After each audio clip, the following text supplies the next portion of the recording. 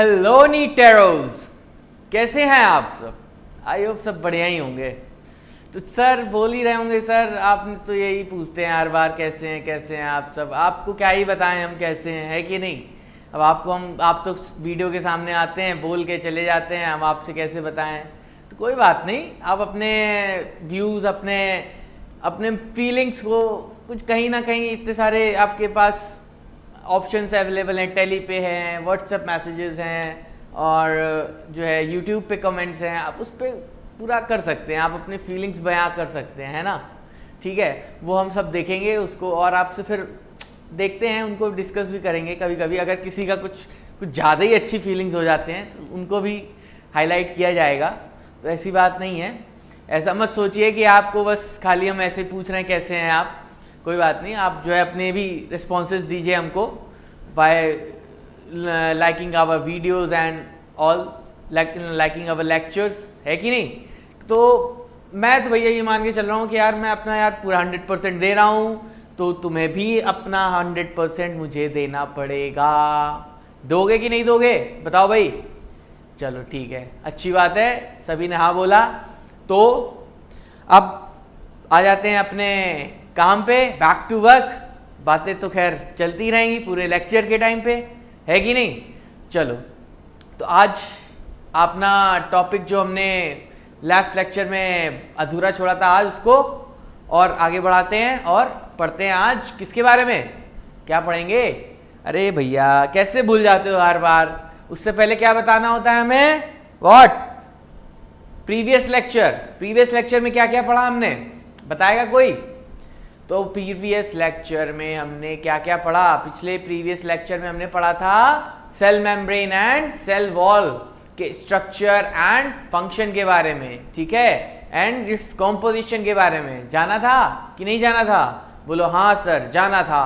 और हम सब रिवाइज भी करके आए हैं, बोला था ना। अब वही है यार, देखो, अगर जो रिवाइज करके आया है बहुत बढ़िया, बहुत बहुत बहुत बढ़िया, I would like to congratulate them. ठीक है, तो यही चीज़ को आगे भी कंटिन्यू करना है। जितने लेक्चर हों तुरंत एक बार रिवाइज भी करने हैं, सारे नोट्स बनाने हैं, ठीक है। आज मैं एक पॉइंट और ऐड कर रहा हूँ, जितने भी चीज़ें पढ़ाई जा रही हैं, जैसे मैं लिख रहा हूँ, जो भी लिखा हुआ है नोट्स में, सब खुद लिखना भी है, ठीक है। इससे देखो दो फायदे होंगे यार, तुम्हारे बेनिफिट के लिए मैं बोल रहा हूँ, मैं अपने एक्सपीरियंस से बोल रहा हूँ, ठीक है। अगर लिख लिख के पढ़ोगे, तुरंत उसको एक बार रिवाइज कर लोगे, तुरंत की तुरंत, ज़्यादा टाइम नहीं लगना है। लेक्चर देखने का जितना टाइम है एंड राइटिंग में जितना टाइम लगेगा, बस रिवाइज करने में कितना ही टाइम लगेगा भाई। तुरंत तुमने लेक्चर देखा हुआ है, सब चीज़ें तुम्हें पता है, 5 से 10 मिनट मुश्किल से, है कि नहीं। तो राइटिंग भी साथ साथ करनी, इससे क्या होगी, हमारी एफिशिएंसी और बढ़ेगी, ठीक है ना, मेमोरी पावर और बढ़ेगी, रिकॉल करने में हमको आसानी रहेगी। Do you know, pictorial form में बहुत ज़्यादा अच्छी मेमोरी हो जाती है हमारी, हम रिकॉल कर लेते हैं कि हाँ यार ये हमने कुछ ऐसा ऐसा लिखा था, ऐसे ऐसे कुछ पेन चलाया था, ठीक है। तो ये बहुत इंपॉर्टेंट चीज़ होती है, ठीक। तो हमें साथ साथ लिखना भी है, ठीक है, खाली सुनते ही नहीं रहना है, ओके। चलो, तो फिर ये बात हो गई हमारे प्रीवियस लेक्चर के बारे में। क्या पढ़ा था हमने? Cell membrane and cell wall के स्ट्रक्चर्स के बारे में, ठीक। तो फिर आज अपने टॉपिक को आगे बढ़ाते हैं और शुरू करते हैं एक नया very interesting topic about endomembrane system, ठीक है। अभी सोच रहे होंगे सर एंडोमेम्ब्रेन सिस्टम कुछ तो नया है, अभी तक तो नहीं सुना था, कई लोग सोच रहे होंगे जो पहली बार पढ़ रहे हैं, ठीक है। तो देखो आज इसके बारे में बात करते हैं, बहुत इंटरेस्टिंग सा सब्जेक्ट है, ठीक है। ये पूरा टॉपिक जो है हमारा, मतलब एक कोऑर्डिनेटेड वे में पूरा चलने वाला, कैसे चलते हैं आज पूरा बताते हैं उसके, ठीक है। तो देखो क्या होता है कि हमारे सेल में जो, अब हम बेसिकली यूकैरियोटिक सेल पे फोकस कर रहे हैं, ठीक है। तो अभी हमने लास्ट लेक्चर में यूकैरियोटिक सेल वगैरह भी सब कवर किया था, ठीक। तो अब हम बात करते हैं कि एंडोमेम्ब्रेन सिस्टम के बारे में। तो देखो हमारे सेल में बेसिकली कई सारे ऑर्गेनेलीज प्रेजेंट होते हैं, ठीक है, यूकैरियोटिक सेल को ध्यान में रखते हुए। तो लाइक माइटोकॉन्ड्रिया हो गया, वैक्यूल्स हो गए, लाइसोसोम्स हो गए, गोल्गी एपरेटस हो गया, एंडोप्लाज्मिक रेटिकुलम हो गया, न्यूक्लियस हो गया, ठीक है, राइबोसोम्स हो गए, लाइसोसोम्स हो गए, एंड लाइक प्लास्टिड्स हो गए, क्लोरोप्लास्ट हो गया, ये सब प्लास्टिड्स वगैरह में ही आ जाएंगे, ठीक है। उसके साथ क्या हो जाएंगे और क्या प्रेजेंट होगा, बताइएगा कोई, एनीवन? एक चीज और मिस हो रही है क्या? हाँ बताएगा कोई, एनीवन है? किसी में हिम्मत है? हिम्मत नहीं होगी, चलो कोई बात नहीं, ठीक, कोई नहीं, कोई सब हो गया। तो देखो, तो ये सब बेसिकली जनरली हमें प्रेजेंट होते हैं सेल में, ठीक है। अब क्या होता है कि इनके अलावा भी कुछ स्पेशल ऑर्गेनेलिज भी प्रेजेंट होते हैं, like centriole and centrosome, peroxisome वगैरह, वो हम बाद में भी बात कर लेंगे उसके बारे में, ठीक है। अभी हमें बेसिकली ये जो मोटे मोटे जो हमने बताए इनके बारे में फोकस रखना है, ठीक है। तो देखो क्या होता है कि अब सभी जितने ऑर्गेनेलिज हैं सभी का अलग अलग स्ट्रक्चर होता है, अलग अलग फंक्शन होता है, सभी अपना अपना काम कर रहे होते हैं भाई, ठीक है। यूकैरियोटिक सेल में बताया था ना पिछली बार, कंपार्टमेंटलाइजेशन हो जाता है, ठीक, तो सभी अपना अपना काम कर रहे होते हैं। फिर क्या हुआ, धीरे धीरे सेल और इवॉल्व वगैरह हुए, तब हमें पता चला कि यार थोड़ा सा और कोऑर्डिनेटेड वे में अगर काम चले, है कि नहीं, तो काम आसान भी हो जाएगा और थोड़ा जल्दी भी हो जाएगा, है कि नहीं। तो इसी चीज को ध्यान में रखते हुए फिर सेल्स ने क्या इवॉल्व किया, एक एंडोमेम्ब्रेन सिस्टम इवॉल्व किया, है ना। उसमें उन्होंने क्या इवॉल्व किया, उसमें इन्होंने कुछ ऑर्गेनेलिज सेलेक्ट कर लिए, ठीक है, कुछ ऑर्गेनेलिज स्पेसिफाई कर लिए। अब इन्होंने क्या किया कि जैसे एक सीरीज में काम नहीं चलता है कि तुम इतना काम कर लो, इसके आगे का हम कर लेंगे, इसके आगे का तुम कर लेना, इसके आगे का वो कर लेगा, ठीक है।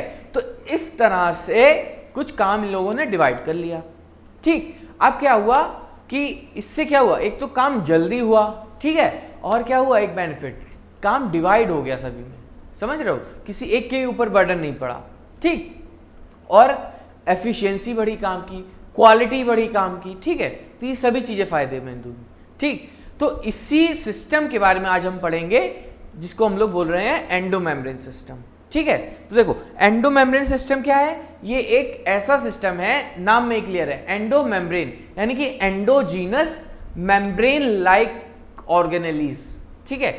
कुछ ऐसे ऑर्गेनेलिज इस सिस्टम के पार्ट हैं जो मतलब बेसिकली मेम्ब्रेन से बने हुए, ठीक है, देखने में लगेंगे कुछ मेम्ब्रेन से फोल्डिंग्स वगैरह टाइप के लगेंगे, ठीक है।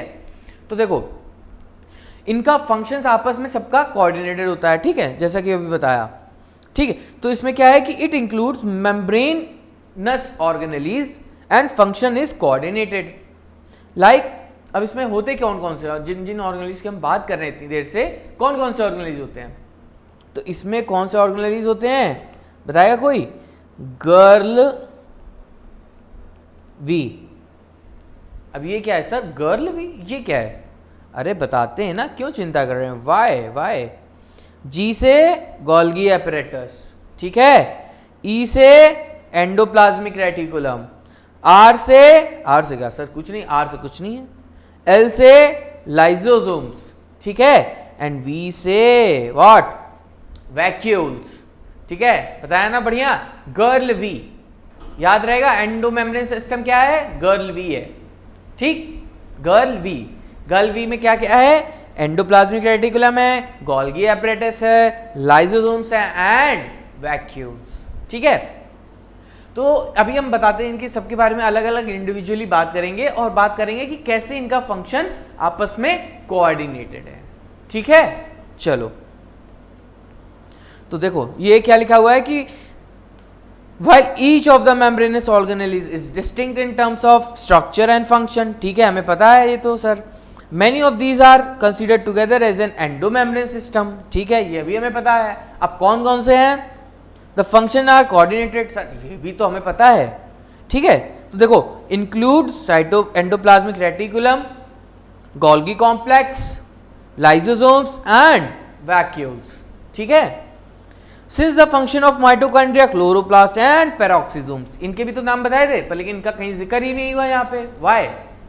तो इसलिए क्योंकि इनका कोई ऐसा कोऑर्डिनेटेड फंक्शन नहीं, इनको हमने बिल्कुल इंडिविजुअल काम दे रखा है, ठीक है, इनको इंडिविजुअल काम दे रखा है, इनको और कुछ काम नहीं करना है, ठीक है, इनको अपने ही काम से मतलब रखना है और सबके काम में इंटरफेरेंस नहीं करना है, ठीक है। तो ये कुछ ऐसे ऑर्गेनेलिज्म के mitochondria, chloroplast and peroxisome whose functions are not coordinated with the above components, ठीक है, these are not considered as a part of endomembrane system, ठीक। देखो तो ये हमारा एंडोमेम्ब्रेन सिस्टम का बेसिकली डिस्कशन हो गया। अब हम आगे बढ़ते हैं अपने गर्ल वी वाले सेगमेंट पे। किस पे? गर्ल वी वाले सेगमेंट पे। ठीक है, खो तो नहीं गए भैया, गर्ल में ही खो गए अभी तक सब। आधे तो हमें तो यही ऐसे ही लग रहा है कि नहीं? अरे भैया आ जाओ, भैया वापस आ जाओ, मिल जाएगी गर्ल, गर्ल मिलेगी, क्यों चिंता कर रहे हो?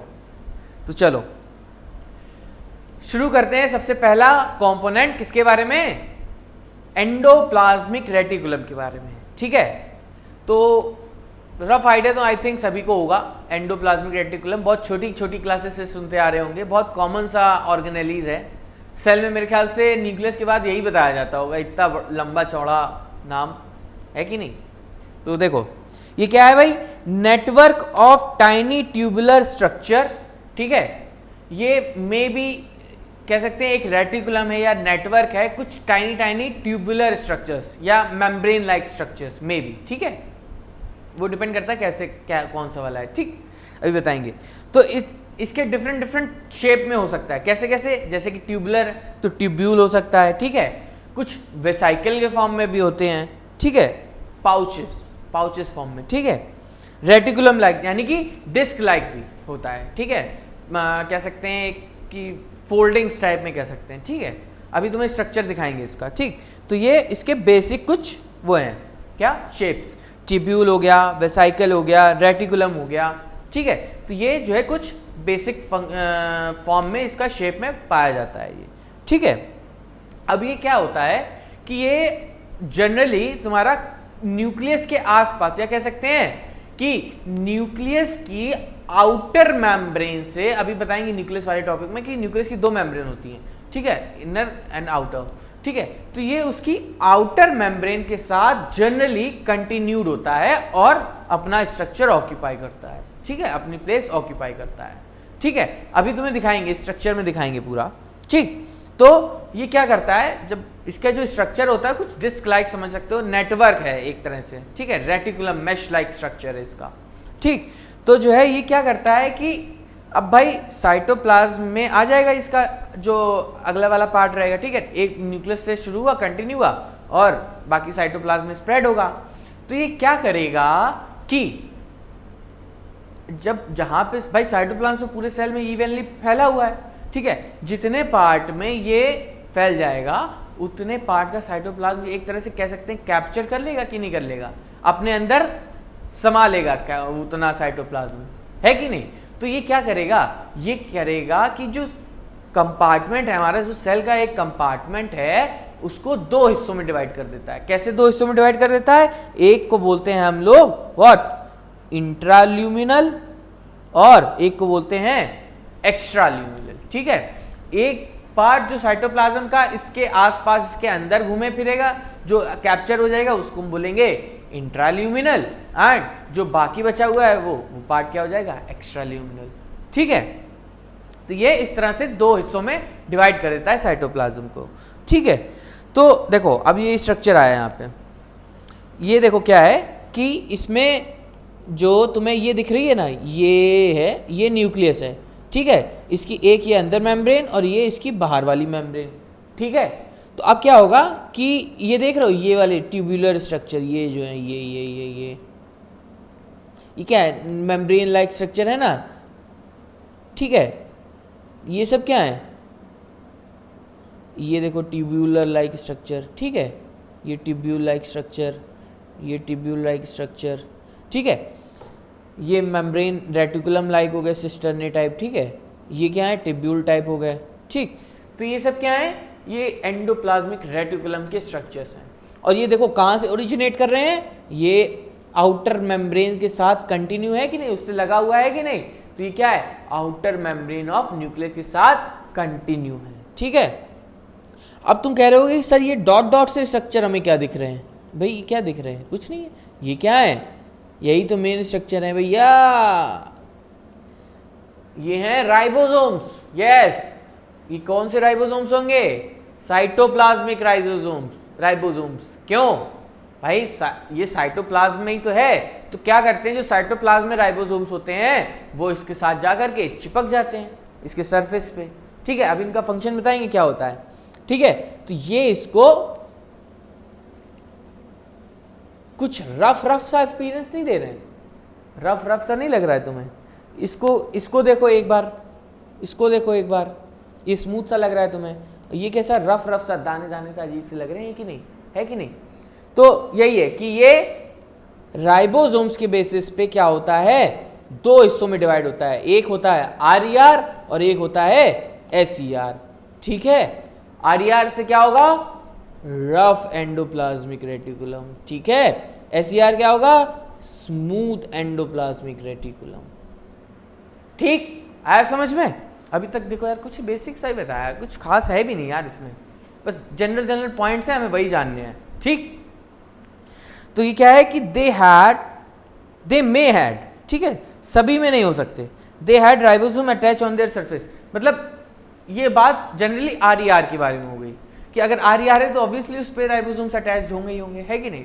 अब जैसे ये टिब्यूलर स्ट्रक्चर दिख रहे हैं तुम्हें, है कि नहीं? ये सब क्या है, स्मूथ एंडोप्लाज्मिक रेटिकुलम है। क्या है, स्मूथ एंडोप्लाज्मिक रेटिकुलम है। ठीक है, इसका फंक्शन अलग होता है और इन सब का फंक्शन अलग होता है। ठीक है, अभी बात करते हैं उसके बारे में। और ये देख लो, यही आउटर मेम्ब्रेन है पूरे न्यूक्लियस की। ठीक है, ये देखो न्यूक्लियस, न्यूक्लियर पोर हैं, ये सब है कि नहीं, उसी के साथ ये कंटिन्यू हो रही है। ठीक, तो ये हमारे कुछ एंडोप्लाज्मिक रेटिकुलम कुछ इस तरह से दिखता है। ठीक, अब क्या है कि बात करते हैं रफ एंडोप्लाज्मिक रेटिकुलम के बारे में, कुछ एक दो पॉइंट्स हैं उसमें भी जान लेते हैं। ठीक है, जरूरी है, बहुत इंपॉर्टेंट पॉइंट्स हैं ये सारे। ठीक है, तो देखो अभी हमने बताया कि रफ एंडोप्लाज्मिक रेटिकुलम पे क्या होते हैं, ये डॉट डॉट स्ट्रक्चर राइबोसोम्स होते हैं। ठीक है, तो क्या होगा कि ये जो राइबोसोम्स हैं ये क्या है, क्या कराते हैं, एमआरएनए को ट्रांसलेट कराते हैं कि नहीं कराते हैं? तो इनका मतलब क्या हुआ, ये प्रोटीन सिंथेसिस कराते हैं। किस पे एसोसिएट होके, एंडोप्लाज्मिक रेटिकुलम पे एसोसिएट होकर के प्रोटीन की सिंथेसिस कराते हैं। क्या कराते हैं, प्रोटीन की सिंथेसिस एंड सिक्रीशन। ठीक है, बहुत इंपॉर्टेंट पॉइंट है, वहां पे लिख देंगे केवल only protein synthesis, only secretion, तो ये सब नहीं है, दोनों प्रोटीन सिंथेसिस एंड सिक्रीशन। ठीक है, इंपॉर्टेंट स्टेटमेंट है ये। ठीक है, तो क्या है, found in the cell actively involved in protein synthesis and secretion. अब जहां पे ऐसे सेल जहां पे बहुत ज्यादा प्रोटीन सिंथेसिस की रिक्वायरमेंट है, वहां पर आरईआर बहुत ज्यादा अमाउंट में चाहिए होगा। क्यों? क्योंकि वहां पे हमें प्रोटीन ज्यादा चाहिए, इसलिए तो वहां पे तुम्हें आरईआर बहुत ज्यादा फ्रीक्वेंसी में देखने को मिलेगा। ठीक, वहीं अगर बात कर लें कि generally found associated with outer nuclear membrane, nuclear membrane के साथ जनरली अटैच्ड ही मिलते हैं ये, जब भी आप सेल में देखेंगे। ठीक, तो ये कुछ दो पॉइंट्स है इंपॉर्टेंट आरईआर के बारे में। ठीक, अब बात कर लेते हैं अपने एसईआर के बारे में। एसईआर भाई इसको भी तो छोड़ना नहीं, ये बहुत इंपॉर्टेंट फंक्शन रोल प्ले करता है। क्या? ये भैया हमारे लिपिड्स के सिंथेसिस करता है, स्टेरॉइडल सिंथेसिस करता है। ठीक है, ये बहुत इंपॉर्टेंट रोल प्ले कर रहा है। क्या? Major site for lipid and steroidal hormone synthesis. क्या? Major site for what? Lipids and steroidal hormone synthesis. ठीक है, आया समझ में? ठीक, do not have ribosomes on them. भाई स्मूथ तभी तो है, राइबोसोम्स हो जाएंगे तो तुम्हें रफ रफ सा अपीयरेंस देने लगेंगे, वो तो आरईआर बन जाएगा फिर, है कि नहीं? तो इस पे राइबोसोम्स नहीं होते क्योंकि इसका रोल भी नहीं होता कुछ प्रोटीन सिंथेसिस में। ठीक है, तो इसमें राइबोसोम्स नहीं होते। Mainly in the form of vesicle, तीन फॉर्म बताए थे ना एंडोप्लाज्मिक रेटिकुलम के, कौन कौन से? Tubular, vesicle and reticulum disc like. ये कौन से हो जाएंगे? वेसिकल और ट्यूब्यूल्स के फॉर्म में मेनली पाए जाते हैं। ठीक है, mainly in the form of vesicle and tubules. ठीक, याद रखना इसको। तो देखो क्या लिखा हुआ है कि electron microscopic studies of eukaryotic cell reveals the presence of network और reticulum of tiny tubular structure scattered in the cytoplasm called as endoplasmic reticulum. ठीक है, ER divides the intracellular space into two distinct compartment, that is luminal inside ER, ठीक है, endoplasmic reticulum के अंदर वाला part, and या इसको intraluminal भी बोल सकते हैं। ठीक है, और एक्स्ट्राल्यूमिनल दैट इज साइटोप्लाज्मिक कंपार्टमेंट। ठीक, तो ये दो कंपार्टमेंट में ये डिवाइड कर रहा है, ठीक है। अब क्या लिखा हुआ है कि ER often shows ribosome attached to their outer surface, ठीक है। तो ऐसे एंडोप्लाज्मिक जिसमें कि राइबोसोम्स होते हैं उनको हम लोग बोलते हैं रफ एंडोप्लाज्मिक रेटिकुलम। क्या बोलते हैं? Rough endoplasmic reticulum. In the absence of ribosome they appear smooth and hence called as smooth endoplasmic reticulum. ये तो खैर सारी बातें हमने कर ही ली हैं, इसमें क्या नया है सर? कुछ नहीं नया है सर, ये पर लेकिन याद आपको यही करना है, क्वेश्चन यहीं से बनेगा, आप यही भूलेंगे अभी, ठीक है।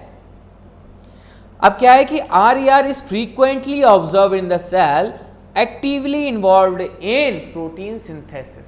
क्या है? Actively involved in protein synthesis, ठीक है। एंड अलॉन्ग विद सिक्रीशन, बहुत इंपॉर्टेंट लाइन है ये। कह दो सर आप तो अंडरलाइन नहीं कर रहे हैं, लो भैया कर दिया, ठीक, बहुत इंपॉर्टेंट लाइन है। Actively involved in protein synthesis and secretion, दोनों, ठीक है। They are extensive, what? They are extensive and continuous with the outer membrane of the nucleus, ठीक है। The smooth endoplasmic reticulum is a major site for lipid synthesis, and in animal cell lipid-like steroidal hormone are synthesized by what? SER। किससे? SER से, ठीक है। आया कुछ समझ में कि नहीं आया? चलो, तो ये बात हो गई कुछ एंडोप्लाज्मिक रेटिकुलम के बारे में बेसिक्स। ज़्यादा हमें ध्यान नहीं देना यार, जो बताया जा रहा है बस उतना पक्का करके चलिए, ठीक है। देखिए बात ऐसी होती है कि आप अगर 4 जगह एक बार एक ही चीज़ पढ़ रहे हैं, ठीक है, आपको हर जगह कहीं ना कहीं कुछ ना कुछ नया ज़रूर मिलेगा, पर लेकिन बात ये है कि हमें वो चीज़ पढ़नी है जो हमारे काम की है, ठीक है। अब इतना ही थोड़ी है एंडोप्लाज्मिक रेटिकुलम में, पढ़ने को तो बहुत कुछ है, पर लेकिन जो हमसे पूछा जाएगा वो हमने पढ़ लिया, ठीक है। अब बाकी अगर हमें इसमें PhD करनी जाएगी तो फिर अब तो हमें और पढ़ना पड़ेगा, लेकिन अभी हमें PhD नहीं करनी भैया, ठीक है। कहते तो सर PhD कहाँ पहुँच गए आप, खाली हमें बस MBBS में सिलेक्शन दिलवा दीजिए, बस हमारा तो काम कल्याण हो जाएगा, है कि नहीं? तो भैया वही तो कह रहे हैं, इतना ही पढ़ लो तुम, हो जाएगा सिलेक्शन, है कि नहीं? चलो, तो ये हमारा होता है एंडोप्लाज्मिक रेटिकुलम के बारे में, ठीक है। अब देखो, अब अगला गर्ल वी का कंपोनेंट कौन सा था? जी वाला ही बात कर रहे हैं भाई, ई तो पढ़ा लिया पहले ही, अब जी पे आ जाते। क्या? गोल्गी एपरेटस के बारे में।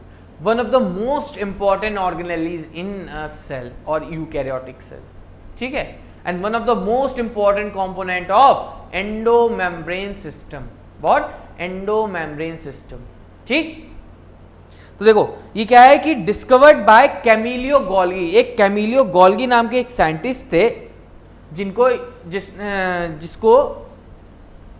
जो है कुछ स्पेशल स्टेन यूज करके, नॉर्मल स्टेन्स नहीं, कुछ स्पेशल स्टेन्स यूज करने पड़े, तब जा करके हमें ये एक नया एपरेटस दिखा जिसको हम लोग बोलते हैं क्या? गोल्गी एपरेटस, ठीक है, गोल्गी एपरेटस। ये उस साइंटिस्ट के नाम पे ही हमने ये ऑर्गेनेली का नाम दे दिया, ठीक है। ये क्या है? डेंसली स्टेन्ड है। कैसे हैं?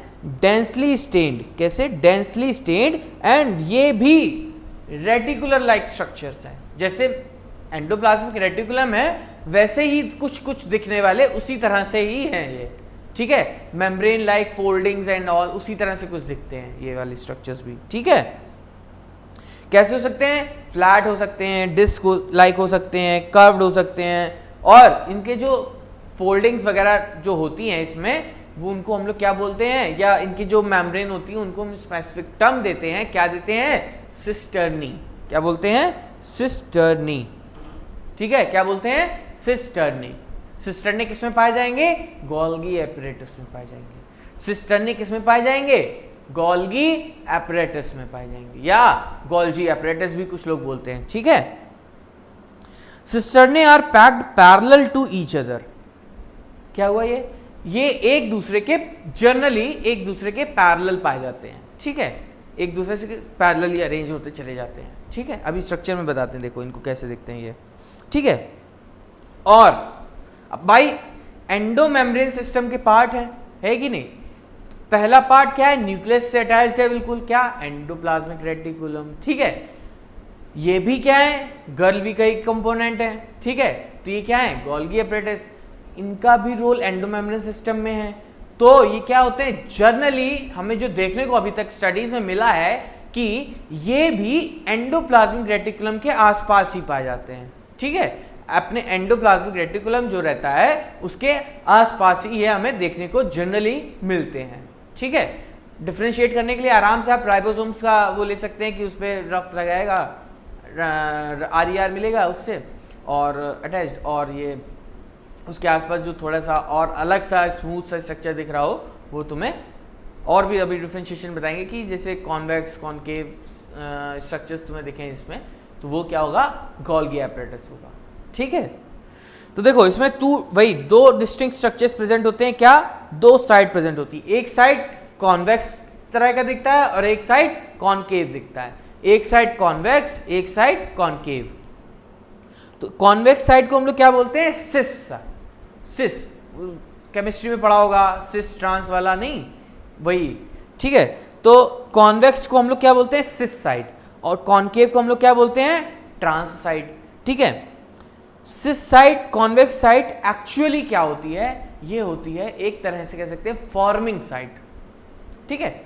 यहाँ पे जो एंडोमेम्ब्रेन सिस्टम के जो एंडोप्लाज्मिक रेटिकुलम से जो भी कुछ प्रोटीन्स वगैरह सिंथेसाइज हुए वो गोल्गी में लाए जाते हैं, किस लिए भाई, रॉ मटेरियल एक तरह से कह सकते हैं एंडोप्लाज्मिक रेटिकुलम ने सिंथेसाइज कर दिया इन द फॉर्म ऑफ प्रोटीन्स, ठीक है।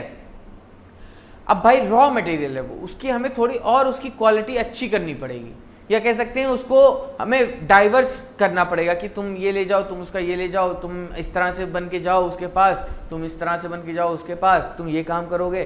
तो ओवरऑल एक तरह से कह सकते हैं असेंबलिंग लाइन या कुछ पैकेजिंग लाइन इस तरह से कह सकते हैं, जो कि है हमारा गोल्गी एपरेटस, ठीक है।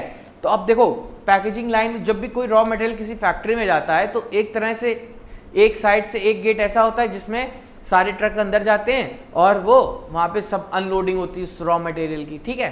फिर क्या होता है, वो पूरी फैक्ट्री में घूमता फिरता है और जाते जाते एक पैक हो कर करा के बिल्कुल पन्नी में नया होता हुआ मस्त डब्बे में बिल्कुल कोई भी चीज़ ले लो, ठीक है, और वो दूसरे गेट से बाहर निकल जाता है, ठीक है। तो ये क्या होता है, यही चीज़ तो हो रही है गोल्गी में कि जो फॉर्मिंग फेस है उससे raw material synthesise by endoplasmic reticulum अंदर आया, बढ़िया घूमा फिरा, फैक्ट्री चल रही है पूरी, उसका जो जिसने जैसा करना था काम हुआ, पैकेज हुआ, पन्नी लपेटी गई उसके बाहर, और वो किस साइड से, मैच्योरिंग साइड यानी कि कॉन्केव साइड से बाहर निकल गया। देख रहे हो कितना मस्त सिस्टम चल रहा है कि नहीं। कभी सोचा है कि मतलब एक इतने से माइक्रोस्कोपिक से सेल में तुम्हें ये सब देखने को मिलेगा, या कभी उनकी बात नहीं कर रहा हूँ या जिन्होंने पढ़ रखा है, उनकी बात कर रहा हूँ जो फर्स्ट टाइम पढ़ रहे हैं, ठीक है। तो देख रहे हो कितना बढ़िया मशीनरी चल रही है, एक फैक्ट्री चल रही है पूरी, है कि नहीं, पूरा मतलब सीक्वेंशियल मैनर में चल रहा है, मस्त एकदम, है कि नहीं। यही है, देख रहे हो भगवान की माया कैसा चल रहा है, भगवान ने सबको अपना अपना मतलब अपने फील्ड में स्पेशलाइज कर दिया, किसी को कोई किसी की ज़रूरत नहीं रही आज के समय में, है कि नहीं। चलो तो देखो क्या होता है कि प्रिंसिपली इन्वॉल्व इन पैकेजिंग में इन्वॉल्व होता है इसका काम, ठीक है। If does packaging of protein synthesise by endoplasmic reticulum, mainly proteins की हम बात करेंगे क्योंकि प्रोटीन्स ही एंडोप्लाज्मिक रेटिकुलम से सिंथेसाइज होते हैं और उनको फिर हमें वेरियस तरीके से यूटिलाइज करने के लिए हमें उनकी मॉडिफिकेशन या कह सकते हैं पैकेजिंग चाहिए होती है, ठीक है। तो अब वो अपने डाइवर्जिंग फील्ड्स में जाके काम कर सकते हैं प्रोटीन्स, ठीक है। Make their delivery easy to either intracellular और एक्स्ट्रासेल्युलर टारगेट्स। अब भाई जब पैकेजिंग हो जाएगी किसी चीज़ की फैक्ट्री के बाद, जब वो बाहर निकलेगा तो ऑब्वियस सी बात है कि जो है उसको हमें फिर दूसरे डिस्टेंट साइड तक डिलीवर करने में आसानी रहेगी, फैलेगा नहीं वो चीज़, है कि नहीं, बंद है बढ़िया। अगर हम कहते हैं कि फैक्ट्री के वर्कर्स को ही देनी है तो भी आसानी से मिल जाएगी, वो आराम से अपने घर ले जाएंगे, है कि नहीं। तो इंट्रा सेलुलर हो चाहे एक्स्ट्रा सेलुलर साइट हो, आराम से डिलीवरी सिस्टम दे सकते हैं, है कि नहीं, आसानी रहेगी वो हमारे लिए। ठीक, फिर बाद में उसको यूटिलाइज करने में भी आसानी रहेगी। भाई पैकेजिंग खोलो बढ़िया से, प्यार से देखो, ये है ये है ये है, अच्छा ये भी है, ओके ये भी है, ये तो हमारे इस काम आ जाएगा, वो हमारे इस काम आ जाएगा। तो इस तरह से थोड़ा अच्छा लगता है काम करने में। ये नहीं कि यार तुम्हारे कच्चा कैसा भी दिखा, उसमें से जुट गए बिल्कुल बंदरों की तरह, ढूंढने लगे कि ये निकाल, ये अच्छा लगा, ये अच्छा, जो अच्छा नहीं लगा उधर फेंक दे, उधर फेंक दे, इधर फेंक। तो वो काम फैक्ट्री कर रही है यार, है कि नहीं, गोल्गी अपरेटस कर रहा है, तुम्हें अच्छी अच्छी चीज़ बना के दे रहा है मस्त, अब तुम अपना ले जाओ उसको यूज़ करो, है कि नहीं, आसान रहेगा कि नहीं, अच्छा लगता है यार, फील मन से काम करने में मज़ा आता है। अब तुम ऐसे उल्टा सीधे करोगे नहीं अच्छा लगेगा ना, है कि नहीं। तो ये चीज़ हो गई गोल्गी के काम के बारे में। देख रहे हो कि मान लो इधर कुछ, ये देखो एक्चुअली में जो है हमारा जो गोल्गी है वो कुछ इस तरह का दिखता है, देख रहे हो, बिल्कुल मतलब डिफरेंट तो है ये एंडोप्लाज्मिक रेटिकुलम से, ऐसी बात नहीं है, पर फिर भी लुकिंग अलाइक, मतलब अलाइक नहीं, मतलब सेम सेम, ठीक है, लगभग जो है कुछ कुछ फीचर्स स्ट्रक्चर में तुम्हें सेम सेम ही दिख रहे हैं, ठीक है। ये एक्चुअली क्या है, इसके स्टर्नेज है, सिस्टर्नेज, ठीक है, कुछ मेम्ब्रेन लाइक स्ट्रक्चर्स हैं, ठीक है, ये सब क्या है, सिस्टर्नेज है। अब ये क्या है इसका, इधर मान लो एंडोप्लाज्मिक रेटिकुलम से आया कुछ लिखा प्रोटीन, इधर आया बढ़िया ये कुछ ऐसे प्रोटीन था, ये क्या है इसका, व्हाट, कॉन्वेक्स फेस, कॉन्वेक्स यानी कि क्या बताया था, सिस यानी कि फॉर्मिंग फेस, क्या बताया था, फॉर्मिंग फेस, ठीक है। वहीं देखो ये क्या है, ऐसे दिख रहा है ना, कॉनकेव दिख रहा है कि नहीं दिख रहा है, तो ये क्या हो जाएगा हमारा कॉनकेव फेस, यानी कि ट्रांस फेस, यानी कि मैच्योरिंग फेस, ठीक है। अब देखो अब क्या है कि ये मान लो हमारा एंडोप्लाज्मिक रेटिकुलम था, क्या था, ये हमारा एंडोप्लाज्मिक रेटिकुलम है, ठीक है, ये ER है, ठीक। अब इसने क्या किया कि ये इसके ऊपर राइबोसोम्स हैं, ठीक है, ये राइबोसोम्स क्या बनाएंगे, प्रोटीन बनाएंगे, ठीक है, उसका फिर सिक्रीशन करेंगे, ठीक है। तो ये मान लो हमारा कुछ प्रोटीन आ गया, ठीक है, बना के बढ़िया मस्त एकदम प्रोटीन आ गया, ठीक। अब ये प्रोटीन क्या करेगा भाई, एंडोमेम्ब्रेन सिस्टम का कुछ प्रोडक्ट आया है, अब ये रॉ मटेरियल है, अब इसको हमें फैक्ट्री में भेजना पड़ेगा। तो फैक्ट्री में भेजने के लिए हमें इसको सबसे पहले कहाँ भेजना पड़ेगा, गोल्जी बॉडीज के पास, गोल्जी आंटी के पास। ये गोल्जी आंटी के किस फेस से जाएगा, एंडो क्या, कुछ नहीं, ये कॉन्वेक्स फेस के थ्रू अब ये क्या हो जाएगा, इंटरनलाइज हो जाएगा, है कि नहीं। अब ये अंदर आ गया, ठीक है, अब ये क्या होगा, अब ये बढ़िया अंदर आ गया मस्त, अब ये घूमेगा फिरेगा टहलेगा, तो ठीक है, तो कुछ कुछ जो है इसमें मॉडिफिकेशन हो जाएंगे अंदर जाते ही। अब ये क्या होगा, फिर यहाँ से ये बाहर आएगा मस्त एकदम, है कि नहीं। तो ये क्या हो गया, मस्त बढ़िया सा प्रोटीन बन के आया, कुछ अच्छा सा प्रोटीन बन के आया, ठीक। यहाँ पे खाली खाली था, यहाँ बंद हो गया, बिल्कुल पैक हो गया, ठीक है ना। तो ये हमारा कुछ, ये क्या था, सिस फेस, ये क्या है हमारा ट्रांस फेस, ठीक है, ये क्या है हमारा मैच्योरिंग फेस, मैच्योरिंग साइट, ठीक है। तो ये हमारा कुछ इस तरह से काम करता है कि मतलब एंडोप्लाज्मिक रेटिकुलम ने अपना प्रोटीन सिक्रीट किया और उसको फिर गोल्गी ने अपटेक किया एक्सोसाइटोसिस से, ठीक है, एंडोसाइटोसिस से, फिर उसके बाद जो है कॉन्वेक्स फेज के थ्रू एंडोसाइटोसिस की अंदर लाए, उसको मॉडिफाई किया, पैकेज किया, और उसके बाद उसको मैच्योरिंग या कॉनकेव फेज से बाहर फेंक दिया, ठीक है। तो ये कुछ इस तरह से प्रोटीन्स को पैक करता है, मॉडिफाई करता है, ठीक है। आपने सुना होगा ग्लाइकोलिपिड्स, ग्लाइकोप्रोटीन्स, ठीक है, तो वो ग्लाइकोप्रोटीन्स, ग्लाइको शब्द कहाँ से ऐड हो रहा है, किसके बाद ऐड हो रहा है, वो यही हो रहा है कि एंडोप्लाज्मिक रेटिकुलम से ये प्रोटीन आया, जब ये बाहर गया तो ये ग्लाइकोप्रोटीन में कन्वर्ट हो गया, है कि नहीं। लिपिड आए कहीं से घूम फिर के, यहाँ पे अंदर गए, मॉडिफाई होके क्या बन गए, ग्लाइकोलिपिड बन गए, ठीक है। देख रहे हो कितना चेंज ला रहा है, नाम में चेंज, बिल्कुल सब कुछ चेंज कर दिया इसका, ठीक है। तो ये क्या है, important site for the formation of glycolipids and glycoproteins, ठीक। क्या है, important site for the formation of glycolipids and glycoproteins. ठीक, तो ये हमारा था गोल्गी एपरेटस। अब देखो इसमें क्या लिखा हुआ है, वही लिखा हुआ है यार, सब बता दिया इसमें। क्या लिखा हुआ है, was first observed by densely stained reticular structure near the nucleus। Nucleus के पास ये भी पाए जाते हैं, ठीक है। These were later named Golgi bodies after Camellia Golgi। They consist of many flat, disc-shaped, sac-like और cisternae 0.5 micrometer to 1 micrometer in the diameter।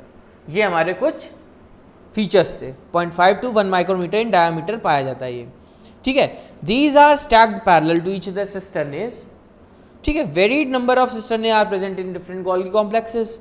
The Golgi cisternae are concentrically arranged near the nucleus with distinct convex cis or the forming phase and concave trans और the maturing phase, ठीक है। और ये क्या है, entirely different होते हैं, बस आपस में इंटरकनेक्टेड होते हैं किसी तरीके से, ठीक है। मतलब सिस फेस और ट्रांस फेस पूरी तरह से डिफरेंट है भाई, वो कुछ अलग काम कर रहा है, ये कुछ अलग काम कर रहा है, पर लेकिन आपस में बस एक दूसरे से जुड़े हुए हैं, मिले मिलाए हैं, ठीक है। एक कॉम्प्लेक्स बना रहे हैं ये मिलके। सिस फेस अलग है, कॉनकेव फेस अलग है, ठीक है। दोनों का काम अलग अलग है, एक फॉर्मिंग फेस है, एक मैच्योरिंग फेस है, पर लेकिन दोनों आपस में इंटरकनेक्टेड हो करके अपने काम की एफिशिएंसी को बढ़ा रहे हैं, है कि नहीं भाई। फैक्ट्री में भी कई सेगमेंट्स होते हैं कि नहीं होते हैं, सबका काम अलग अलग होता है। एक असेंबली लाइन होगी, एक कोई पॉलिशिंग लाइन होगी, एक कुछ वॉशिंग लाइन होगी, एक कोई टेस्टिंग लाइन होगी, है कि नहीं। तो अलग अलग सेगमेंट्स हैं कि नहीं, उसी तरह से इसमें भी अलग अलग सेगमेंट्स हैं, पर लेकिन वो सभी क्या है, आपस में इंटरकनेक्टेड वे में काम करते हैं कि नहीं करते हैं। तो उसी तरह से यहाँ पे भी इंटरकनेक्टेड वे में काम चल रहा है कि नहीं। एक फाइनल प्रोडक्ट फिर हमें लास्ट में मिलता है उस फैक्ट्री से। इसी तरह से ये भी एक फैक्ट्री है, कॉम्प्लेक्स है, फाइनल प्रोडक्ट हमें मिलता है लास्ट में, ठीक।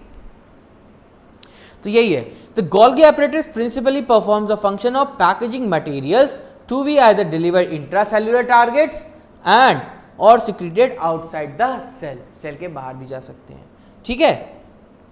Materials to be package in the form of vesicles के फॉर्म में हो सकते हैं वो, ठीक है। From the ER fuses with the cis phase of the Golgi apparatus and move towards the maturing phase, ठीक। This explains why the Golgi apparatus remains in close association with the endoplasmic reticulum। ये बता रहा है कि क्यों Golgi apparatus generally ER के पास पाया जाता है भाई, क्योंकि वहां से प्रोटीन सिंथेसाइज हुआ, इसने पकड़ लिया, तो आसानी रहती, ज़्यादा ट्रांसपोर्टेशन कॉस्ट नहीं आता, समझ रहे हो। तो यही हो गया, ठीक है।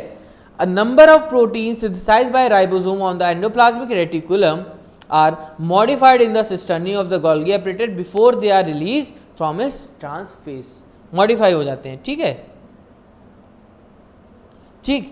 Golgi apparatus is the most important site for the formation of glycolipids and glycoproteins, ठीक है। ये सारी बातें हम लोगों ने आज Golgi apparatus के बारे में कर ली, ठीक। तो अब आगे बढ़ते हैं, क्या है कि lysosomes. The next component of endomembrane system is what, lysosomes. बहुत छोटा सा टॉपिक है, इसमें कुछ नहीं है। इसका क्या है, ये एक तरह से कह सकते हैं उस गोल्गी एपरेटस से जो प्रोडक्ट निकला है वो है, एक तरह से कह सकते हैं व्हाट, लाइसोसोम्स, ठीक है ना। इसमें क्या होता है, इसके अंदर कुछ ऐसे कंपोनेंट्स हो जाते हैं, कुछ ऐसे कंपोनेंट्स सिक्रीट हो जाते हैं भाई, प्रोटीन्स बन के आए, अंदर मॉडिफाई हो गए, ठीक है। एक वेसिकल ही होता है ये लाइसोसोम, ठीक है। मेम्ब्रेन बाउंड वेसिकुलर स्ट्रक्चर, ठीक। Form by packaging of Golgi bodies, कहा था ना प्रोडक्ट है उसी का। These vesicle of packets consist of hydrolytic enzymes called like hydrolysis, lipases, proteases, carbohydrates. ये इसके अंदर जो प्रोटीन्स है वो सब इस सब चीज़ों में मॉडिफाई हो जाते हैं, ठीक है। लिपिड्स आते हैं, इसमें भर जाते हैं, वो सब पैक करके एक वेसिकल गोल्गी बॉडी बाहर भेजता है, जिसको कि हम लोग क्या बोल रहे हैं, लाइसोसोम्स, ठीक है। जो यहाँ पे तुम्हें दिख रहा है, ये एक तरह से हो सकता है ये लाइसोसोम हो, ठीक है। तो ये यही है लाइसोसोम्स कि इसमें एक वेसिकुलर स्ट्रक्चर है ये। अब इसमें कुछ हाइड्रोलिटिक एंजाइम्स होते हैं, जैसे कि ये बताया हाइड्रोलिसिस, लाइपेजेस, प्रोटीएजेस, कार्बोहाइड्रेट्स। तो ये क्या करते हैं, ये हमारा डाइजेशन में भी मदद करते हैं, ठीक है। हमारी बॉडी में जो प्रोटीएजेस वगैरह सिक्रीट होते हैं वो कुछ इसी मैकेनिज्म्स के थ्रू सिक्रीट होते हैं, बनते हैं, फिर देन सिक्रीट होते हैं, एक्स्ट्रा सेलुलर टारगेट्स में आते हैं वो, ठीक है, तो ये हमारे फिर काम आ जाते हैं किस चीज़ में, lipid digestion, protein digestion, carbohydrate digestion, ठीक है, तो ये सब उसमें यूज हो जाते हैं। सेल में भी जो प्रोटीन और लिपिड्स अंदर हैं उनको भी डाइजेस्ट करना है, उसको एनर्जी चाहिए तो उसके काम आ जाते हैं, है कि नहीं। तो वही है कि ये these enzymes active at pH less than 7, यानी कि एसिडिक पीएच पे एक्टिव रहते हैं लाइसोजाइम्स, ठीक है। दे mainly help in digestion of various macromolecules and foreign particles. ये क्या करते हैं, हाइड्रोलिटिक एंजाइम्स है, ठीक है, जिसके ऊपर पड़ जाएंगे उसको खत्म कर देंगे। तो सेल अगर उसको मान लो कुछ फॉरेन पार्टिकल दिखा, बैक्टीरिया दिख गया, कुछ अलग डस्ट पार्टिकल वगैरह दिख गया, तो भाई उसको भी एलिमिनेट करना है, वो जो है उसे इरिटेशन कॉज कर रहा है, ठीक है। तो ये लाइसोसोम क्या करते हैं, उसको एनगल्फ कर लेते हैं उस फॉरेन पार्टिकल को, और इनके अंदर तो भरा ही पड़ा है क्या क्या डाइजेस्टिव एंजाइम्स, कुछ भी आओ सब डाइजेस्ट कर लेंगे, ये कुछ भी आओ डाइजेस्ट कर लेंगे, बढ़िया उसको ले जा करके कहाँ भेज देंगे, अब डाइजेस्ट कर लिया फॉरेन पार्टिकल को, अब कहाँ भेज देंगे, व्हाट, अगले एंडोमेम्ब्रेन कंपोनेंट में, अभी बताते हैं, ठीक है, याद रखना यहाँ पे। उससे पहले इसके बारे में जान लेते हैं, यही जो बताया अभी कि these are membrane bound vesicular structure formed by the process of packaging in Golgi apparatus, ठीक है। The isolated lysosomal vesicle have been found to very rich in almost all type of hydrolytic enzyme like hydrolases, lipases, proteases, carbohydratases, ठीक है। Optimally active at acidic pH. These enzymes are capable of digesting carbohydrate, protein, lipids and nucleic acid, ठीक है। तो ये हमारे lysosomes हो गए। अब इन्होंने क्या कर लिया, फॉरेन बॉडी को डाइजेस्ट कर लिया, उसके अंदर बढ़िया फॉरेन बॉडी खत्म हो गया, अब कुछ नहीं बचा, पर लेकिन ये अपना एक्शन खत्म कर लिए भाई, डाइजेस्ट यूज कर लिए सारे अपने हाइड्रोलिटिक एंजाइम्स इन्होंने डाइजेशन में, ठीक है। अब ये क्या हो गया, बेकार हो गया, ठीक है। तो अब ये क्या करेंगे, अब ये कुछ नहीं कर सकते और दूसरा फंक्शन नहीं कर सकते, एक बार में एक ही कर लिया, खत्म कर लिया इन्होंने अपने आप को, ठीक है। तो अब ये क्या करेंगे, ये ट्रांसफर कर दिए जाएंगे कहाँ, यहाँ, किसमें, वैक्यूल्स में, ठीक है। देख रहे हो कितना इंटरकनेक्टेड वे में सब चल रहा है, एंडोमेम्ब्रेन सिस्टम है सब पूरा, कहाँ से बना कहाँ पे खत्म हो रहा है आके, ठीक है। तो ये क्या है, वैक्यूल्स, वैक्यूल क्या है, एक तरह से कह सकते हैं डस्टबिन तो नहीं कह सकते यार, एक तरह से कह सकते हैं स्टोर रूम है, ठीक है। उसमें हमारी सारी चीज़ें हैं, उसमें हमारा वेस्ट प्रोडक्ट भी है, उसमें हमारा यूजफुल प्रोडक्ट भी है, उसमें हमारा कुछ और चीज़ों भी हैं जो हमारे सर्वाइवल के लिए इम्पोर्टेंट हैं, ठीक है। तो एक तरह से कह सकते हैं स्टोर रूम है हमारा। अब उसमें जाएगा, फिर उसके बाद डिसाइड होगा कि हमें क्या रखना है क्या नहीं रखना है। यही होता है ना एक्चुअली घर में कि स्टोर रूम में डाल दो, कुछ नहीं समझ आ रहा है अभी डाल दो स्टोर रूम, बाद में देखते हैं, ठीक है। तो यही होता है कि अभी डाल दो, बाद में देखेंगे, जो अच्छा होगा रख लेंगे वापस से ले आएंगे, जो नहीं अच्छा होगा एक बाहर निकाल दिया जाएगा, ठीक है।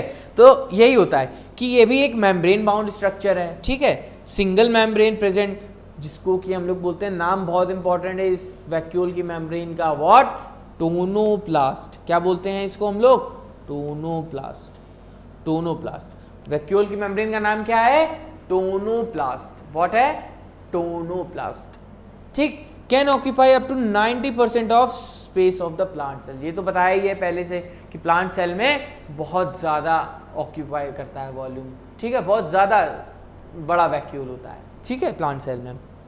Contains and store what, water, SAP, excretory substances, ठीक है। तो उसमें सारी चीज़ें लगभग तुम्हें पाई जाएंगी, सैप भी पाया जाएगा, वाटर भी पाया जाएगा, एक्सक्रीटरी सब्सटेंसेस भी आएंगे, लगभग नियरली एवरीथिंग, ठीक है।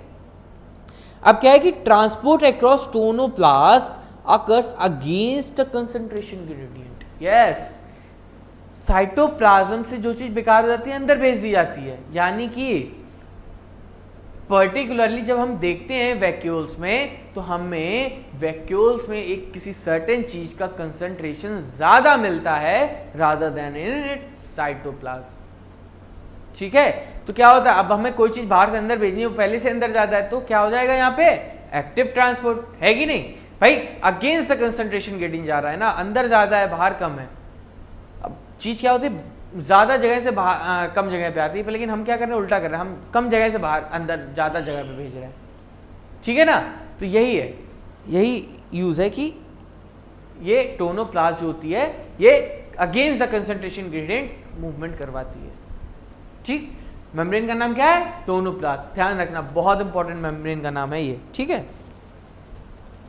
तो देखो अमीबा में भी कुछ वैक्यूल्स पाए जाते हैं, ठीक है। वैक्यूल्स नियरली लगभग सभी ऑर्गेनिज्म पाए जाएंगे, कुछ में छोटे, कुछ में बड़े, कुछ में कई सारे, कुछ में एक ही पाया जाएगा। ठीक है, तो अलग अलग अपने अकॉर्डिंग पाया जाता है, ऑर्गेनिज्म की नीड के अकॉर्डिंग। ठीक है, देखो अमीबा में क्या पाए जाते हैं, कॉन्ट्रैक्टाइल वैक्यूल पाए जाते हैं।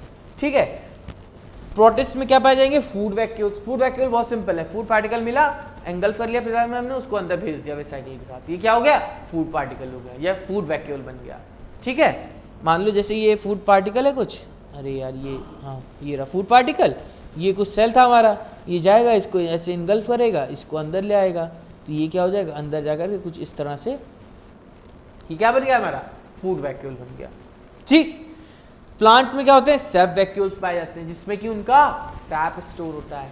मदार का प्लांट देखा होगा, है कि नहीं, उसमें वाइटिश फ्लूइड से निकलता है, वो क्या है, सैप ही तो है उसका, वो कहाँ स्टोर होता होगा, उसके सेल में स्टोर होता होगा। सेल में कहाँ पे, वैक्यूल में, है कि नहीं। तो ये सैप वैक्यूल्स कहाँ पाए जाते हैं, प्लांट्स में पाए जाते हैं। ठीक, तो ये कुछ बातें थी वैक्यूल्स के बारे में। क्या लिखा हुआ है, जन्नत में देख लेते हैं, तेरे को जन्नत दिखाती मैं, जन्नत दिखाती मैं। Vacuole is the membrane bound space found in the cytoplasm.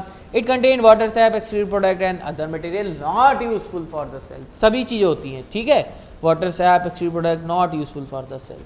ठीक, ठीक है। The vacuole is bound by single membrane. Single membrane बहुत इंपॉर्टेंट है, क्या है ये, सिंगल मेम्ब्रेन है, क्या है, सिंगल मेम्ब्रेन है टोनोप्लास्ट, डबल नहीं है अभी तक। क्या क्या बताया, डबल मेम्ब्रेन कुछ नहीं बताया सर अभी तो क्या है ये, सिंगल मेम्ब्रेन, आगे आने वाले टॉपिक में बताएंगे डबल मेम्ब्रेन बाउंड ऑर्गेनेल्स। ठीक है, ये सिंगल मेम्ब्रेन बाउंड है, इंपॉर्टेंट है, टोनोप्लास्ट नाम है किसका, वैक्यूल की मेम्ब्रेन का नाम है। ठीक है, in plant cell the vacuole can occupy up to 90% of the cell volume. ठीक है, in plants the tonoplast facilitates the transport of number of ions and other material against the concentration gradient into the vacuole। ठीक है, against the concentration transfer होता है, ठीक है, ions वगैरह का इनसाइड वैक्यूल। ये एक एक्टिव ट्रांसपोर्ट है वैक्यूल में अगर ट्रांसपोर्ट हो रहा है। ठीक है, hence the concentration is significantly higher in the vacuole than in the cytoplasm. Cytoplasm में कंसंट्रेशन कम होती है, वैक्यूल में ज्यादा होती है। ठीक, in amoeba the contractile vacuole is important for osmoregulation and excretion. किसके लिए इंपॉर्टेंट है, contractile vacuole, osmoregulation and excretion के लिए जरूरी है। कॉन्ट्रैक्टाइल वैक्यूल का काम क्या है, ऑस्मोरेगुलेशन एंड एक्सक्रीशन। ठीक है, आया समझ में। वहीं कुछ सेल लाइक प्रोटिस्ट सेल हैं जिसमें कि फूड वैक्यूल्स बनते हैं, डाइजेस्ट हो जाते हैं, बनते हैं, डाइजेस्ट होते हैं, ऑलरेडी प्रेजेंट नहीं होते, फूड पार्टिकल आया, बना फूड वैक्यूल खत्म हो गया। ठीक, तो ये फूड वैक्यूल्स कुछ इस तरह से पाए जाते हैं, एनगल्फिंग द फूड पार्टिकल को एनगल्फ करके ये तुरंत तुरंत बन जाते हैं, तुरंत तुरंत डाइजेस्ट होकर खत्म हो जाते हैं। ठीक, तो ये बात हो गई कुछ वैक्यूल्स के बारे में। तो इस तरह से हमारा कंप्लीट होता है क्या, व्हाट, एंडोमेम्ब्रेन सिस्टम। ठीक है, एंडोमेम्ब्रेन सिस्टम। ठीक, तो एंडोमेम्ब्रेन सिस्टम उन्होंने पढ़ा, कैसे देख रहे थे, कितने कोऑर्डिनेटेड वे में सारी चीजें चली। ठीक, क्या क्या कंपोनेंट से गर्ल, वी कंपोनेंट याद करवा दिए, क्या, एंडोप्लाज्मिक रेटिकुलम, जी से गोल्गी, एल से लाइसोसोम, वी से वैक्यूल। ठीक है, तो ये सब आपस में कोऑर्डिनेटेड, इनके फंक्शन आपस में कोऑर्डिनेटेड थे एक दूसरे से, भले सबके फंक्शन अलग अलग थे पर लेकिन आपस में एक दूसरे से काम आ रहे थे एक दूसरे के। ठीक है, तो ये तो हो गया हमारा भाई एंडोमेम्ब्रेन सिस्टम। अब इसके अलावा भी कुछ ऐसे ऑर्गेनेलीज हैं सेल में जो कि पाए जाते हैं और उनका स्पेसिफिक काम होता है, बहुत ज़रूरी काम होता है, पर लेकिन बस ये है कि वो इस सिस्टम का पार्ट नहीं है। ठीक है, वो अपना काम खुद में करते हैं, उनको किसी और से मतलब नहीं है, वो बस अपना प्रोडक्ट डिलीवरी करेंगे, बाकी और उनको कुछ लेना देना नहीं है। ठीक है, तो वो कुछ ऐसे ऑर्गेनेलीज हैं जो इस सिस्टम के पार्ट नहीं है।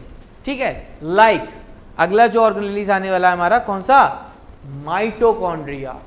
ठीक है, one of the most most most important organelle of a cell.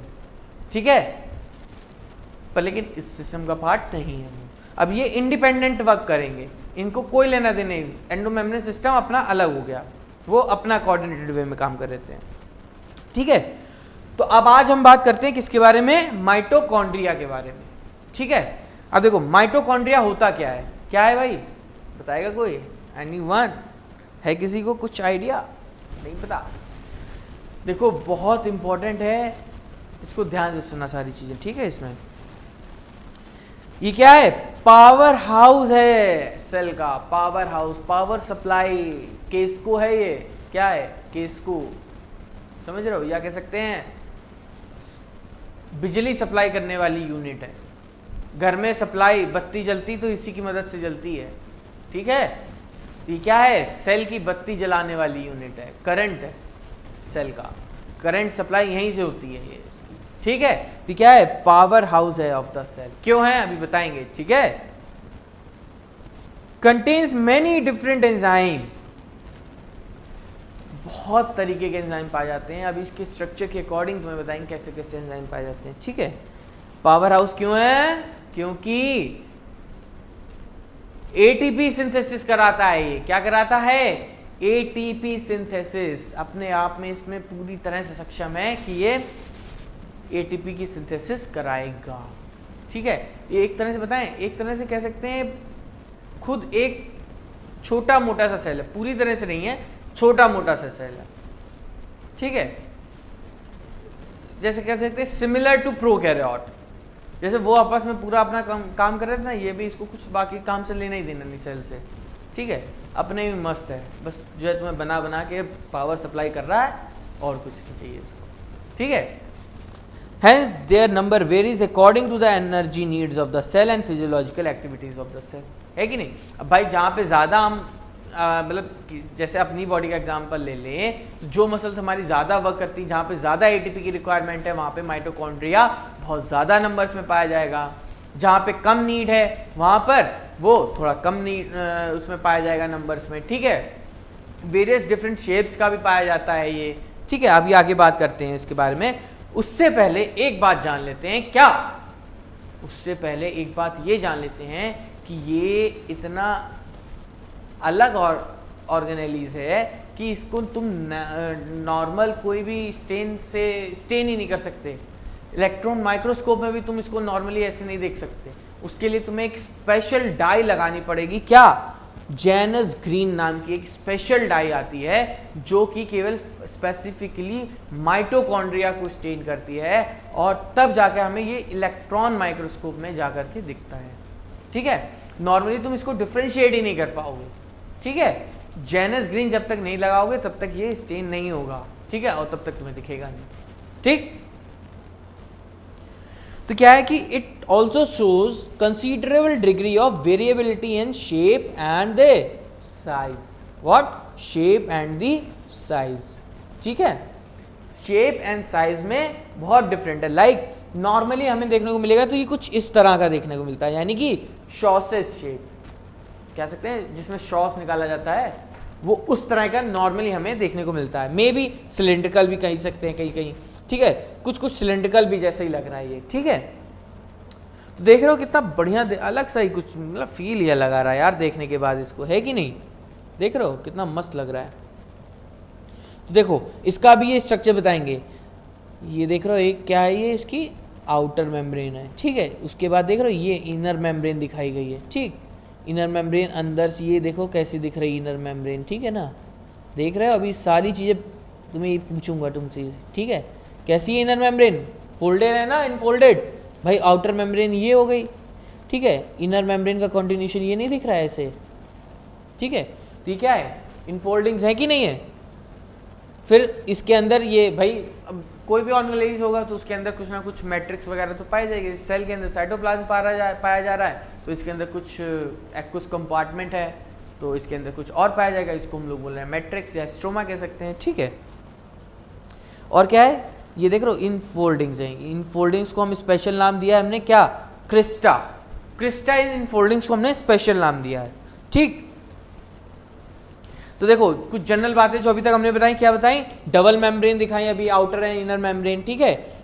Divides bye fission, कहा था ना प्रोकैरियोटिक की तरह थोड़ा थोड़ा सिमिलर है ये, ठीक है।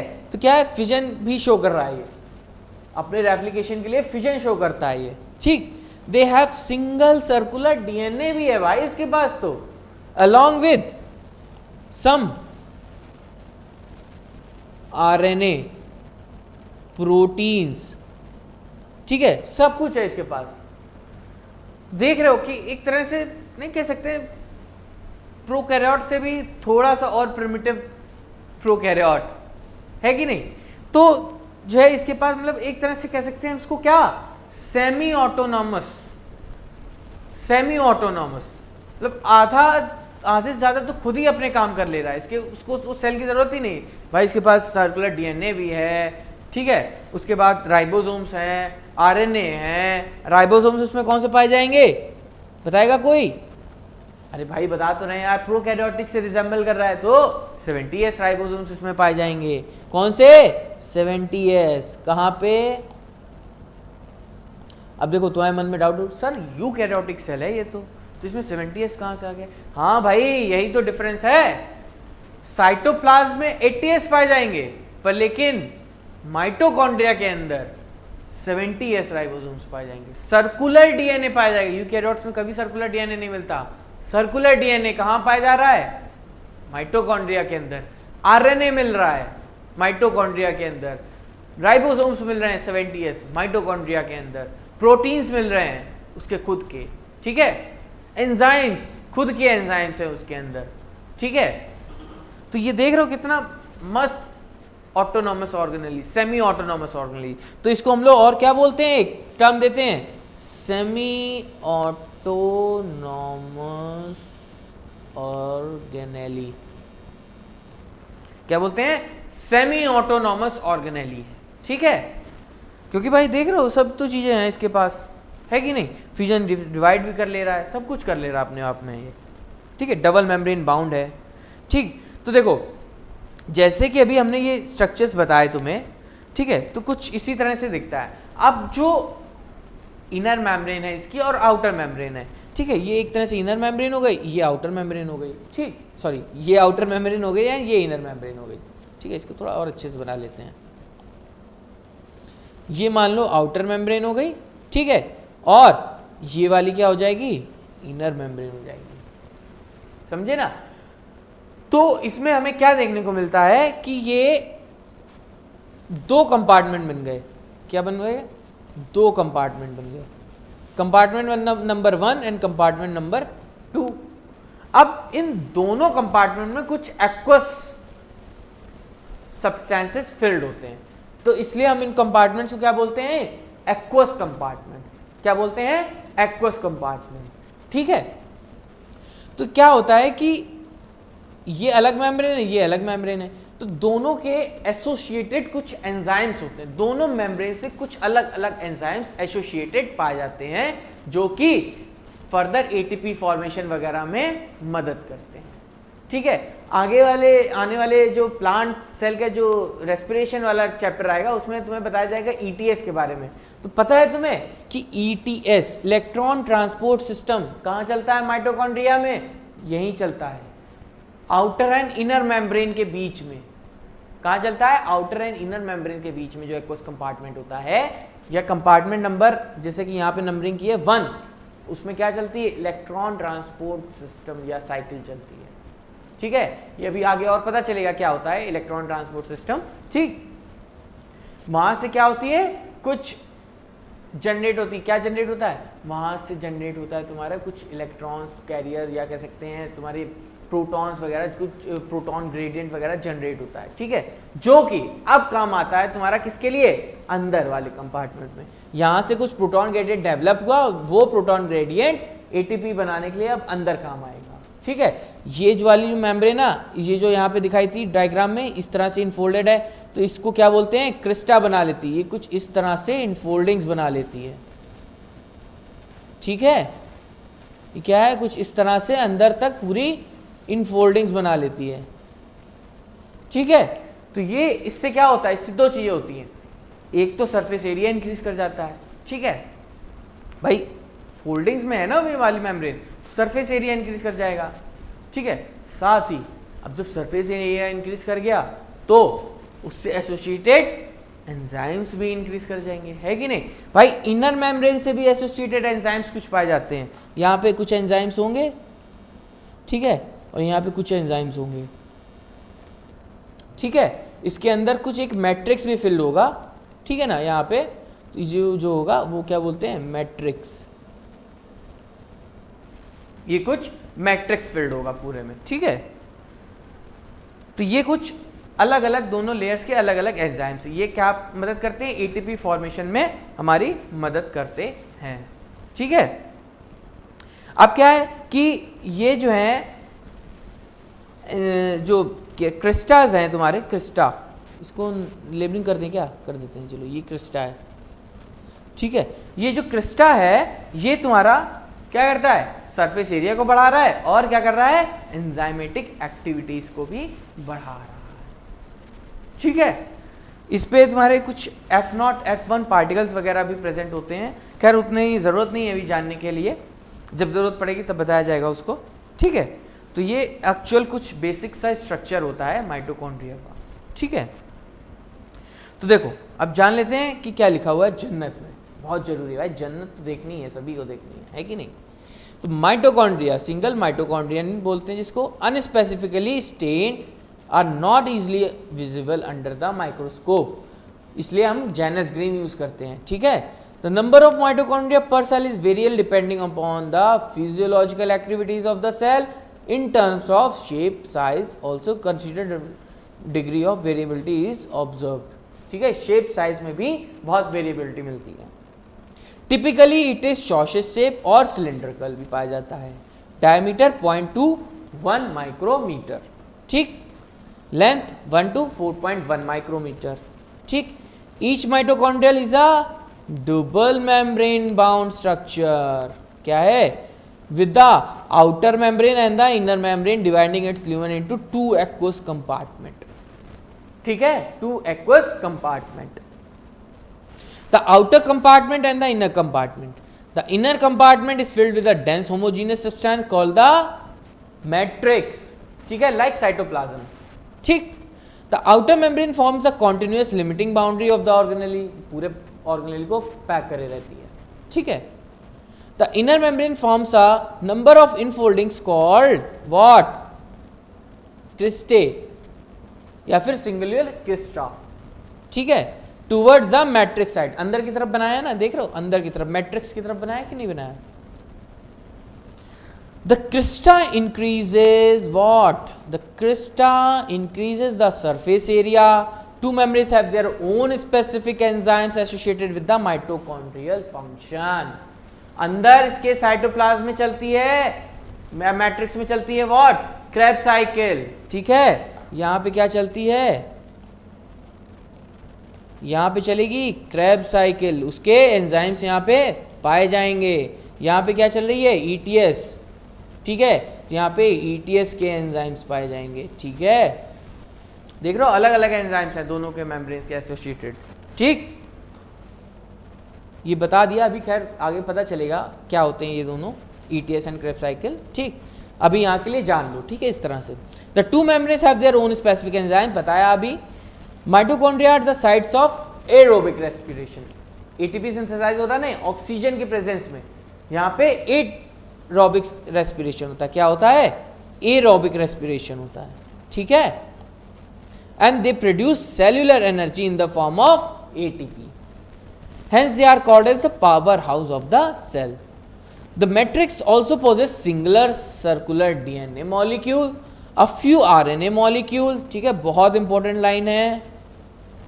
Ribosome 70s component required for the synthesis of proteins and the mitochondria divides by fission, ठीक है। और ये जो लाइन बताई ना मैंने, single circular DNA and few RNA molecules, यानी कि डीएनए भी प्रेजेंट है इसके अंदर और आरएनए भी प्रेजेंट है, ठीक है भाई, याद कर लेना ये लाइन, मैं भूल नहीं सकता इस लाइन को, क्यों, क्योंकि मैं खुद इस लाइन को गलत करके आया था अपने नीट के पेपर में, समझ रहे हो। मुझे लगा था केवल डीएनए होगा, पर लेकिन बाद में आके देखा क्या है, आरएनए भी होता है, ठीक है। इसीलिए मैं फोकस कर रहा हूं, ये क्वेश्चन पूछा जा सकता है कि what are the features that makes what a mitochondrion as an semi autonomous organelles. तो सेमी ऑटोनॉमस ऑर्गेनेलिस के क्या क्या फीचर हैं इसमें, ये जितने भी फीचर्स हैं, क्या हैं, ये जितने भी फीचर्स हैं, ये वाले, ये मेक कर रहे हैं माइटोकॉन्ड्रिया को सेमी ऑटोनॉमस क्या कर रहे हैं? सेमी ऑटोनॉमस कर रहे हैं, समझ रहे हो, थोड़ा सा इंडिपेंडेंट कर रहे हैं, ठीक है। तो ये कुछ था डिस्कशन हमारा माइटोकॉन्ड्रिया के बारे में, ठीक। ये एक इंडिपेंडेंट ऑर्गेनेल हो गया, ठीक है। तो अरे ये क्या हुआ सर, वाह। तो खैर आज का अपना डिस्कशन हम लोग यहीं तक रखते हैं, माइटोकॉन्ड्रिया तक। उसके बाद अब आने वाले चैप्टर्स में आगे कंटिन्यू करेंगे, प्लास्टिड्स एंड राइबोसोम्स यूकैरियोटिक वाले, and centriole, flagella and all, ठीक है। तो तब तक के लिए पढ़ते रहिए, मस्त करिए, मस्ती करिए। नहीं सर मस्ती तो कहाँ, मस्ती करने का टाइम ही नहीं है। मस्त रहिए, पढ़ाई करिए मन से, और all the very best and thank you.